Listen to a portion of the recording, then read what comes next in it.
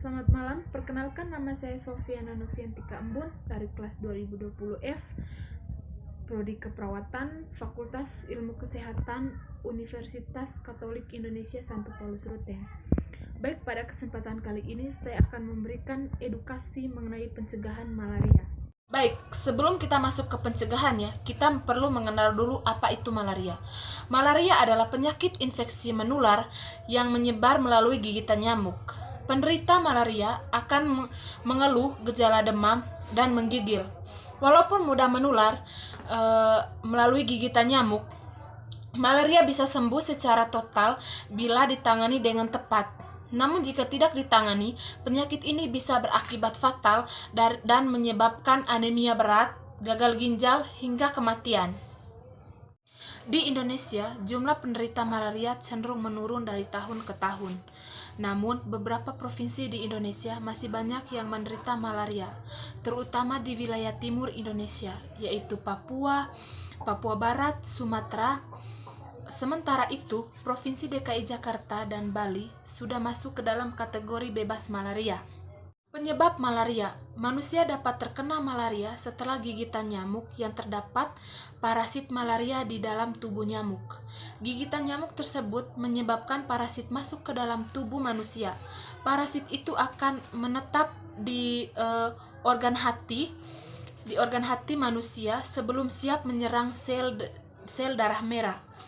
Parasit malaria ini bernama Plasmodium. Jenis Plasmodium bermacam-macam dan akan berpengaruh terhadap gejala yang timbul setiap pengobatannya. Pengobatan malaria. Malaria harus segera ditangani untuk mencegah risiko komplikasi yang berbahaya. Penanganan malaria dapat dilakukan dengan pemberian obat anti malaria.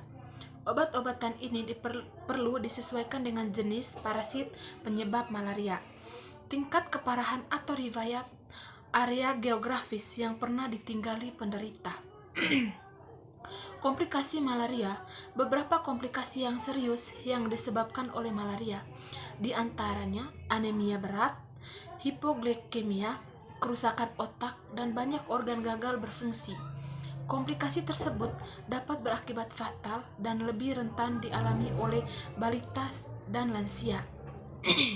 Yang berikutnya kita masuk ke pencegahan malaria.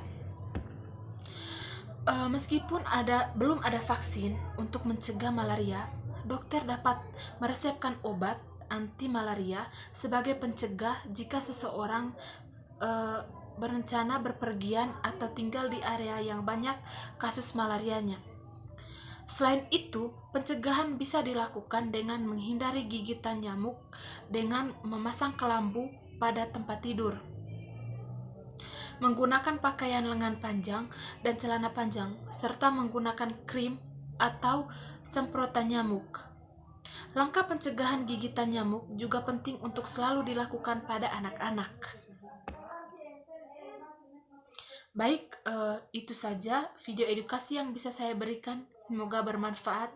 Sekian dan terima kasih.